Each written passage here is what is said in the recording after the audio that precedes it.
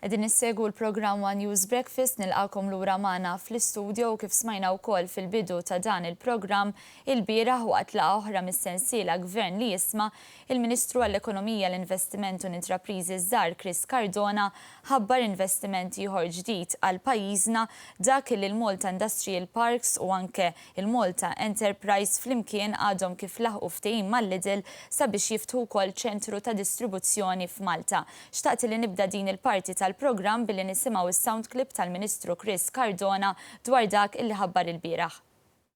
Il-benefiċċji ta' dan iċ-ċentru mhumiex limitati għall-impjiegi biss illi se jinħolqu, illi l-forecast tagħna qed jara illi konna madwar 120 impjieg ġdid f'dan iċ-ċentru ta' loġistika imma wkoll għall-effett illi se jkollu dan iċ-ċentru ta' distribuzzjoni fuq l-esportazzjoni illi għandna fil-pajjiż fejn mistenni illi fi żmien 3 snin biss, il-kumpanija iżżid minn 3 miljun euro għal 22 miljun euro l-ammont ta' prodotti manifatturati lokalment li fil-maġġoranza tagħhom se jmorru għall-esportazzjoni. Lura fl-istudio nilqa' miegħi issa lil Mario Gallia li huwa l-Kap Eżekuttiv tal-Malta Enterprise. Bonġu. Bonġu, nsellimlek u nsellem il-min qed isegwi l-programm. Mela għadna kif smajna hemmhekk l-aħbar li f'pajjiżna ser ikun qed jiftaħ ukoll ċentru ta' distribuzzjoni jew ċentru ta' loġistika tal-Lidl. X'se jkun l-irwol ta' dan iċ-ċentru f'pajjiżna u anke kif qal il-Ministru dan ma jfissirx biss li ser jiżdiedu l-impjiegi. Ekku, mela, il-proġett m'għandux jaqsam xejn ma' supermarket, ħanibdew minn hawn, ġifieri l-Lidl ma sew supermarket ieħor f'dal-proġett. Il-Lidl kif kulħadd jafu hija kumpanija Ġermaniża, waħda mill-ikbar kumpanija Ġermaniżi, daw jixtru l-prodotti tagħhom minn kull imkien. Parti mill-Ewropa, parti anki barra mill-Ewropa. Xi wħud mill-prodotti tagħhom jipproċessawhom, pereżempju jippakkjawhom, jagħmluhom pereżempju jixtru portions kbar jagħmluhom f'portions iżgħar u hekk. Għaw Malta li ħajkun għeddin jagħmlu huwa li jixbru dal-prodotti li jiġu mid-dinja kollha Malta, xi wħud minnhom jipproċessawhom u mbagħad jarġgħu jirresportaw dawk il-prodotti kollha fil-ħwienet li għandhom madwar l-Ewropa u madwar il-reġjun tal-Mediterran. Ma jinsewx li Lidl għandha numru kbir ta' ħwienet, eluf għandha ta' ħwienet madwar l-Ewropa, ġifieri d-domanda l-prodotti tagħhom hija sinifikanti.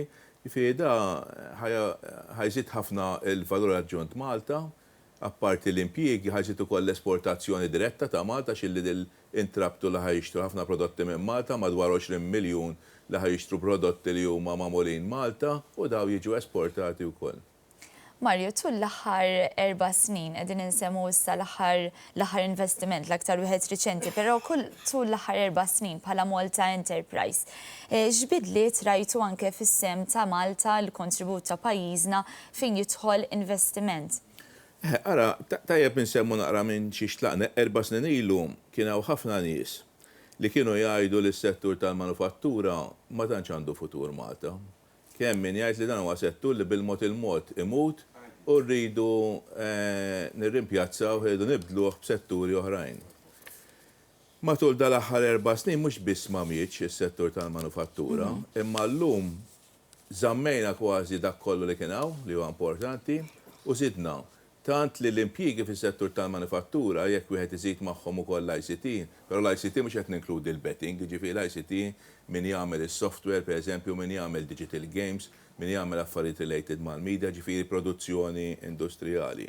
Da s-settur illum żied 1700 ruħ fuq dak li kien hemm 4 snin ilu, l-esportazzjoni żiedet u dal-aħħar sena rajna kemm ta' kontribut sinifikanti l-economic growth tal-pajjiż, jiġifieri minn settur li kulħadd kien qed ibassa li da ħajmut, illum huwa settur li qed jagħti kontribut importanti għall-economic well-being ta' Malta.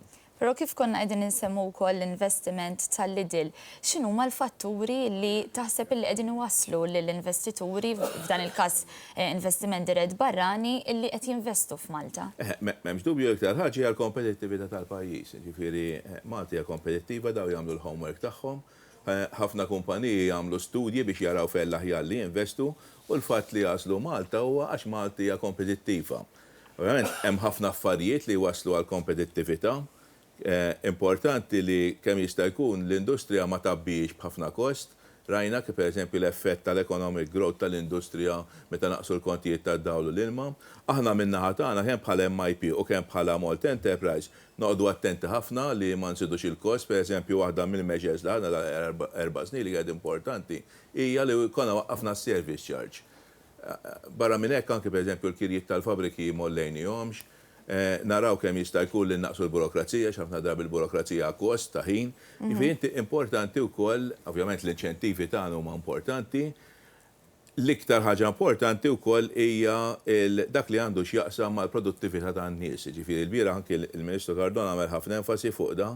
Ovvjament l-ikbar fattur importanti li jattira l-industriji barrani u anke l-Maltin huwa l-kwalità tan-nies Maltin. U hemmhekk irridu nkomplu ninvestu biex intejbu l-kwalità tal-ħaddiema Maltin biex dejjem tibqa' in line mar-requirements tal-industrija.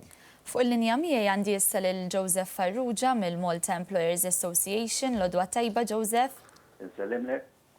Mela, qegħdin nitkellmu dwar l-investimenti li tħabbar ukoll fl-aħħar sigħat u anke investimenti li saru partikolarment anke dawk għall-ewwel darba f'dawn l-aħħar 4 snin. Bħala Employers Association, kif qegħdin tirreaġixxu għal dan l-investiment, nistgħu ngħidu investiment wieħed wara l-ieħor li qegħdin naraw f'pajjiżna u anke min-naħa tal-employers kif qegħdin jitlaqgħu? Efem, l-investiment huwa il-lifeblood tal-ekonomija, fis-sens li biex l-ekonomija tikber bil-fors li tittattira l-investiment. Lifeblood fis-sens li f'ekonomija dinamika ħajkollok dejjem kumpaniji li għal u oħrajn jiftħu. U meta l-bilanċ ikun li iktar qed ikollok investiment milli jkollok oħrajn li jirtiraw, allura l-ekonomija tikber.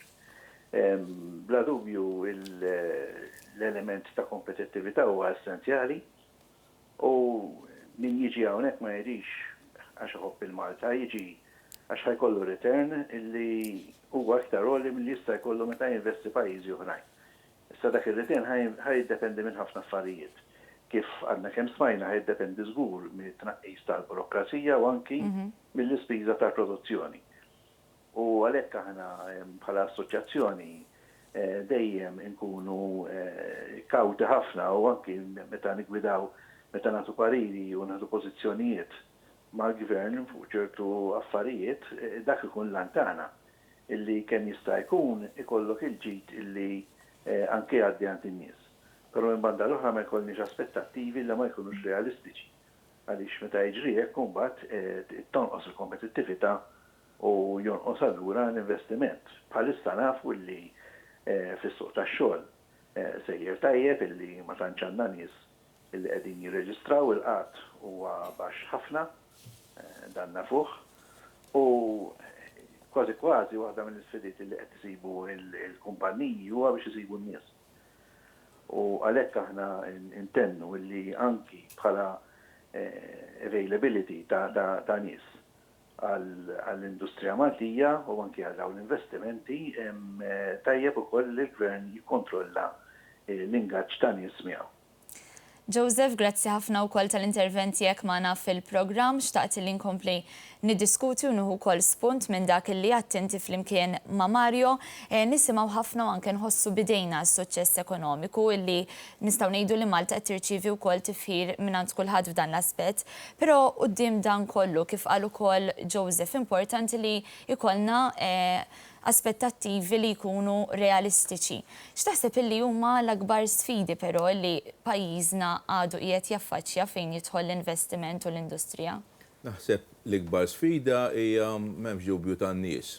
Jiġifieri s-suċċess ekonomiku tal-pajjiż ovvjament jiddependi mix-xogħol primarjament għalkemm għandek ħafna kalkoli kif tasal għall-economic growth, però naħseb l-iktar kalkol importanti l-iktar li jħossu n-nies u għal-impjiegi. Malta tista' tgħid li kull min irid ġob għandu ġob. Da mhux biżżejjed, jiġifieri qegħdin jiġu investimenti f'diversi setturi, fil-manufattura, fl-ICT, fil-betting, fil-financial services, fit-turiżmu. Li dal-proġetti qed joħolqu domanda iktar ta' xogħol iktar milli hawn supply. Ovvjament, fl-Unjoni Ewropea qed jiġu attirati ammont ta' nies mill-Unjoni Ewropea li jaħdmu Malta. ħafna drabi laqqas dan huwa biżejjed u jiġu wkoll nies minn barra l-Unjoni Ewropea. Ovvjament, aħna dawn għalina huwa importanti għaliex jagħtu kontribut lill-ekonomija tagħna, n-nies barranin li mhux Malti li jaħdmu Malta jagħtu kontribut sostanzjali lill-ekonomija tagħna, però aħna ovvjament l-ikbar isu biex ngħidlek wieħed mir-rimit tagħna huwa li nkomplu niżviluppaw il-ħiliet tal-Maltin biex il-livell ta' jobs tal-Maltin jola dejjem iktar fil-kwalità. Ġifieri kif semma Joe Farrugia, inti il-manufattura u financial services u turism daw huma bil-mod il-mod tibni inti dejjem iktar il-kwalità biex tibqa' kompetittiv. Għaliex jidħlulek pajjiżi oħrajn li jkunu irħas minnek u jibdew jiklulek mill-biznis tiegħek. Allura inti biex issom il-pożizzjoni li għandek u biex tibqa' kompetittiv, titissejt il-kwalità tal-ħaddiema tiegħek. U hemm naħseb nagħmlu ħafna xogħol aħna l-Università, l-IMCAS, il-Ministeru tal-Edukazzjoni, ħafna ministeri oħrajn. Il-Gvern ipoġġi ħafna flus fl-upgrading tan-nies, ġifieri mhux biss għal-livell ta' min ħajgradwa jew min ħajamel postgraduate, imma anki għal training ta' nies oħrajn biex isibu ix-xogħlijiet li teħtieġ l-industrija. Fil-fatt forsi jekk ninterrompik ftit, forsi kultant meta nisimgħu l-investiment barrani, forsi ikun tħassib tal-Maltin li u dawk tan-negozju Maltin u fl-industrija li forsi jgħidu u aħna l-Maltin x'qed isir minna qed ningħataw il-ġemp, x'għajnuna qed tingħata anke mill-Malta Enterprise lil-Maltin b'mod konkret. Il-Maltin huwa importanti ħafna l-Malta Enterprise. Il-Malta Enterprise biex ngħidlek għandha 3 tipi ta' klijenti. Għandek il-barranin il-ġodda, il-barranin li qegħdin hawn u għandek il-Maltin. Il-Malta Enterprise għal-Maltin tagħmel ħafna. Veru forsi jissemmew iktar il-proġetti barranin. Però għal-Maltin kemm għall-kumpaniji l-kbar u kemm għall-kumpaniji issa qed ngħid tagħmel ħafna. Ħanagħti xi eżempju. Dal-aħħar snin approvajna numru ta' proġetti, per eżempju, fis-settur tal-ikel għal-Maltin. Għamilna Food Hub li mrieħel fejn ħajkollok 6 industriji tal-ikel, daw kollha ġew allokati spazju u ħanippruvaw niġbruhom flimkien mhux b'kombinazzjoni, imma anke biex ikun hemm ċertu sinerġiji bejniethom. Għax pereżempju fl-ikel jista' anke jsiru inizjattivi pereżempju ta' export promotion minn grupp ta' kumpaniji. Barra minn hekk ħafna kumpaniji l-kbar Maltin kollha ngħinuhom ukoll bil-pakkett tal-inċentivi tagħna, ġifieri bl-investment aid, it-tax credits u hekk. Barra minn hekk nagħmlu wkoll ħafna għal kumpaniji żgħar Maltin biex intik eżempju dal-aħħar 4 snin il-micro industries Malta ġifieri dawk li jimpjegaw inqas minn 10 ħadu bejniethom iktar minn 35 miljun euro f'investment aid. Ġifieri daw iffrankaw 35 miljun euro taxxa. Ġifieri 35 miljun euro fil-kontest ta' Malta mhix somma żgħira. Daw kollha marru biex tal-kumpaniji żgħar ibbenefikaw minn inċentivi ta' taxxa. Ħafna minn dawk il-flus ġew reinvestiti fil-business. Ġifieri minn tejjeb il-ħanut tiegħu, minn impjega iktar nies, minn għamel affarijiet ġodda, minn għamel. Ħaġa taqgħet mal-oħra. Eżatt. Barra minn hekk, pereżempju, għandna skemi li iktar li gawdu minnhom il-Maltin. Pereżempju, għal min ikollu idea u rrid jibda biżness ġdid. Aħna għandna skema sissa infaqna xi 2 miljuni f'din l-iskema. Ġifieri xi ħadd ikollu idea u jrid jagħmel xi ħaġa biha. Anke jekk ma tirnexxix xorta niffandjawh. Ovvjament l-iskop tagħna huwa li ngħinuh biex jirnexxi, imma di tkun idea innovattiva, ġieli tirnexxi, ġieli ma jirnexxix. Ġifieri għall-business lokali għandna ħafna skemi. Barra minn hekk, pereżempju, jsibu ħafna għajnuna, dak li għandu x'jaqsam ma' isu consultancy service, pereżempju, għandna l-Business First dal-aħħar 4 snin ta' servizz il-iktar minn 1000 klient. Daw jistgħu jkunu nies individwali, self-employed li għandhom business, jistgħu jkunu kumpaniji żgħar.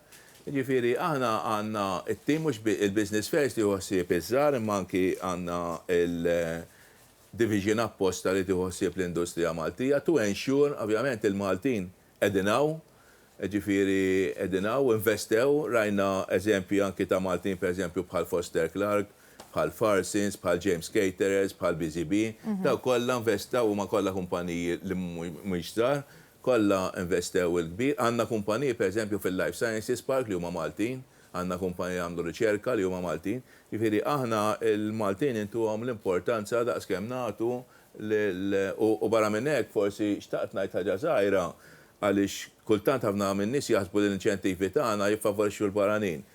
Mhux veru xejn l-inċentivi tagħna huma ugwali kemm għall-barranin u kemm għall-Maltin.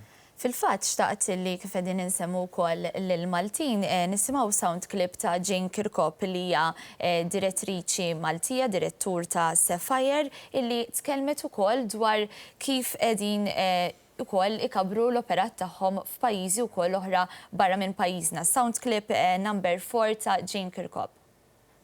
Oman bħalissa miftuħa għal biex tiddiversifika l-ekonomija.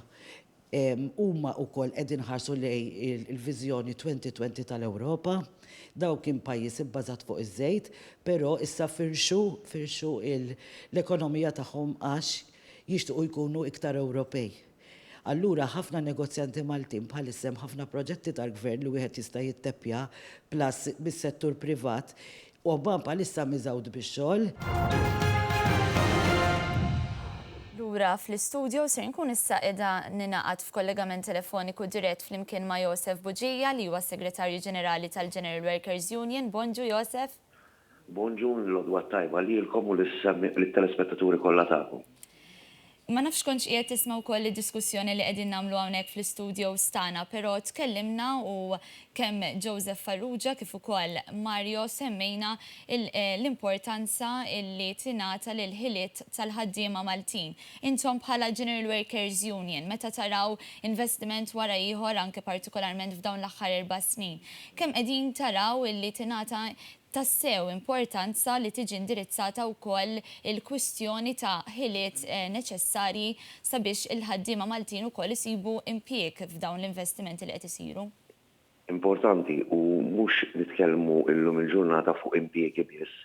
Illum il-ġurnata wara 4 snin ta' investiment kontinwu u l-investiment kien mifrux mhux fuq settur wieħed ma fuq diversi setturi. Għandek is-settur tal-lukandi kien hemm investiment massiġġ fil-lukandi bħal Hilton, Dolmen, fil-manifattura fejn għandek Farsins, għandek il-Playmobil, għandek il-Tellaru, għandek l-investiment ta' 100 miljun fil-Crane, fil-manifattura, għandek il-Maritime Hub. Jifri kontinuament is-setturi kollha raw il-potenzjal u investew mhux f'makkinarju ta' automation u tnaqsu l-impjiegi, imma ħolqu iktar impjiegi. U ovvjament, għall-ewwel kien hemm il-ħolqien tal-impjiegi, issa qegħdin naħdmu fuq mhux impjiegi imma noħolqu karrieri għall-impjegati kemm Maltin u kemm barranin. Żgur li huwa importanti li nagħtu stabilità lil postijiet tax-xogħol u ovvjament allura tittati taħriġ kontinwu lill-impjegati biex jibqgħu għaddejjin pass pass ma l-investiment li jkun isir li jkun kapaċi l-vaganzi li kien hemm. Statistika li ħarġet il-bieraħ mill-Eurostat kienet tajt li għaw vacancies iktar milli għaw persuni jirreġistraw għax-xogħol. L-ekonomija tagħna qed toħloq impjiegi kontinwi iktar milli għaw nies available li jmorru f'dawn il-dawn. U dik huwa importanti allura li inti tħarreġ lil ħaddiema Maltin biex ittihom opportunitajiet ta' xogħol aħjar minn dak li jkollhom u timla dejjem il-vaganzi ta' fuq. Mhux biss tisfel imma wkoll il fuq li jkunu jippermettulhom ħajja aħjar milli jkunu qegħdin jgħixu huma bħalissa. Ekku, grazzi ħafna lilek Joseph u l-ġurnata tajba wkoll grazzi tal-kontributi tiegħek magħna. Mario, qabel ma nikkonkludu wkoll din il-parti tal-programm kif beda wkoll jitkellem Joseph, l-importanza anke tad-diversità fejn jidħol investiment f'pajjiżna. Inti tkellimt dwar investiment fost l-oħrajn fil-qasam tal-ikel. Rajna wkoll sound clip ta' Jane Kirkop ukoll li qegħdin nitkellmu fil-qasam forsi aktar tat-turiżmu. Kemm hi riflessa din id-diversità f'pajjiżna fejn jidħol investiment? Mhux riflessa bidija importanti ħafna. Inti tikollok diversità isu fuq 3 dimensjonijiet. Number 1 minn fejn iġib l-investiment. Ġifieri aħna Malta dal-aħħar 4 snin rajna ħafna investiment ġej minn postijiet diversi. Mill-Indja, mill-Amerika, mill-Ewropa, minn Iceland, minn Switzerland. Dak huwa importanti ħafna għax inti ma tkunx qed tkun dipendenti fuq pajjiż wieħed. Biex nagħti eżempju, pereżempju Ċipru, l-ekonomija tagħhom kienet tiddependi ħafna mill-Greċja. Meta l-affarijiet bdew morru ħażin, il-Greċja ovvjament kellek effett wieħed mal-ieħor. Dak huwa fatt importanti, inti ġib investiment minn kull imkien. It-tieni diversità fl-ekonomija li aħna nesportaw kważi mad-dinja kollha. Ġifi jekk tara l-exports tagħna, nesportaw l-Ewropa, nesportaw l-Amerika, nesportaw l-Asja, nesportaw l-Afrika, dik hija wkoll importanti, anke mħabba l-fatt li inti qed tesporta b'currencies differenti. Allura toħloq naqra cushion bejn il-fluctuations tal-currencies. Ovvjament, it-tielet diversità kif semma Josef hija tas-setturi. Inti importanti li jkollok mix ta' setturi. Kemm dawk li għandek bħalissa, kif ukoll dawk li trid taħseb għall-futur. Ġifieri aħna l-Malt Enterprise dawk li għandna hawn nozzuhom ħafna. Però din naħsbu wkoll għall-industriji tal-futur, bħal huma pereżempju l-life sciences, bħal huma settur li għandhom x'jaqsmu pereżempju ma' riċerka u innovazzjoni. Ġifieri hemmhekk ukoll li tikollok diversità għaliex inti l-ċirku tal-industrija huwa dinamiku, iktar ma jkollok diversità, jekk ikollok kriżi pereżempju ftit ta' snin ilu hemm il-kriżi tal-karozzi fl-Amerika naqas is-suq. Ovvjament kull min jipproduċi il-pars tal-karozzi kellu sentej li ma tantx kienu tajbin. Illum dak li għandna Malta rkupraw sew qegħdin ikabru. Imma jekk ikollok dipendenza fuq settur wieħed jew tnejn, ikollok issues, jiġifieri l-fatt li għandna dat tliet diversitajiet fid-dimensjoni tagħhom huwa ħelti ħafna għall-ekonomija tagħna. Mario, finalment, l-inċentivi li semmejna nistgħu ngħidu tajna round-up qasir ta' dawk li saru fl-aħħar 4 snin. Issa, minn hawn il-qudiem hemm xi aspett partikolari li tħossu li għandkom tiffukaw aktar fuqu? Aspett partikolari kif għandna qegħdin ngħidu ġifieri naħseb li kbar challenge huwa tan-nies qegħdin nagħmlu ħafna hemmhekk, pereżempju għandna ħafna training courses, pereżempju Josef semma il-crane u l-issue tal-printing. Aħna meta sirna nafu li d-Delarum ħajżommu l-preżenza tagħhom Malta kważi kif kienet qabel, għamilna żewġ tipi ta' courses apposta minna wieħed ġenerali għal kull min interessat biex imur fil-printing biex jindew kemm crane u kemm Delarum, però għamilna wieħed ukoll speċifiku għal Delarum, għat-training tan-nies tad-Delarum. Ġifieri tagħtu importanza wkoll lill-setturi li huma diġà eżistenti u li forsi ġieli aħna abbandonati. meta tlaqna fil-2013 naħseb kienet importanti li nsaħħu dak li għandna bħalissa, dak huwa importanti, u naraw ukoll ċertu niċeċ ġodda. Jien aktar nitkellem fuq niċeċ mill-setturi. Pereżempju ċertu niċeċ pereżempju fil-life sciences, ċertu niċeċ pereżempju fl-edukazzjoni, kif ġibna pereżempju bħal Barts u Northumbria, ċertu niċeċ pereżempju fl-oil and gas, għandna illum il-Marsa Maritime Hub, ċertu niċeċ pereżempju fl-ICT bħal huma Digital Games u hekk. Inti tmur għal pereżempju ċertu niċeċ fil-loġistika, dan tal-Lidl huwa eżempju da, għandna proġetti oħrajn hemmhekk fil-loġistika, plus għandna it-tender miftuħ bħalissa għal-Logistics Hub. Ġifieri inti tara setturi, barra minn hekk meta tara setturi trid ukoll tara il-ħiliet tal-Maltin u inti tikkejterja għall-ħiliet kollha. Ġifieri Malta għandna mix tajjeb ta' nies, però inti trid ukoll tipprovdi jobs għal kulħadd, ma tistax tipprovdi jobs għal kull min m'għandux skola jew għal PhDs biss. Ġifieri s-soċjetà tagħna hija mixed, għandek ħafna nies li jitalmu iktar skola, però wkoll għandek nies li jkollhom snajja jew li forsi mħabba ċirkostanzi tagħhom ma tantx ikollhom ħiliet, jiġifieri hemm dawk bit-training tista' ġibhom il-lajn mal-industrija u inti trid tipprovdi jobs, quality jobs għas-setturi kollha minn fuq s'isfel. Naħseb dik hija l-ikbar challenge li nkomplu noffru quality jobs għall-popolazzjoni Maltija biex l-economic growth jintlaħaq iktar minn kulħadd. Mario, kif ittejt inti sabiex verament ukoll il-ġid jasal għand kulħadd u jintlaħaq kull persuna u kull faxxa tas-soċjetà. Bla dubju li dan l-aħħar investiment imħabbar ukoll u li tkellimna dwar huwa investiment dirett barrani ieħor ta' prestiġju għal pajjiżna li rnexxielna fuq kollox nattiraw lejn Malta minkejja anke li nistgħu ngħidu li partikolarment fil-Lidl naħseb illi kien hemm kompetizzjoni naqra ħarxa mhux ħażin għal dan iċ-ċentru. Biss il-Lidl joperaw iktar minn xi 30-35 pajjiż. Ġifieri daw għandhom informazzjoni fuq il-pajjiżi kollha, ġifieri ħanna pajjiżi għal ċertu loġistika u miktar qrib iċ-ċentru tal-Ewropa minn Malta. Imma Malta bil-package ta' kompetittività tagħha rnexxiela tattira tal-investiment. Jiena din nixtieq li ħafna nies jifhmu meta tittira investiment barrani mhux faċli għaliex il-kumpaniji barranin jaraw l-opportunitajiet kollha li joffru llum kulħadd joffri inċentivi, kulħadd joffri ħafna opportunitajiet, pereżempju fl-aviation għandna min joffri anki airports b'xejn biex jattira kumpaniji pereżempju tal-MRO bħalma għandna ħna tal-SRT u l-Lufthansa Technic u hekk. Jiġifieri l-kompetizzjoni hija kbira, ġifieri għandna meta ġġib investiment barrani u anke meta żżomm dak li qegħdin biex jikbru flimkien ovvjament mal-investituri Maltin, dak huwa ta' sodisfazzjon għalina għaliex fir-rimit tagħna nkunu qegħdin nagħtu il-kontribut tagħna lejn il-well-being ekonomiku tal-pajjiż. Proset Mario, grazzi ħafna wkoll tal-lina Grazzi lilek. Dalodu nħeġġeġ lilkom telespettaturi tibqgħu magħna għaliex wara din il-pawża ta' riklami ser inkunu qegħdin nitkellmu dwar il-jum dinji tas-social workers.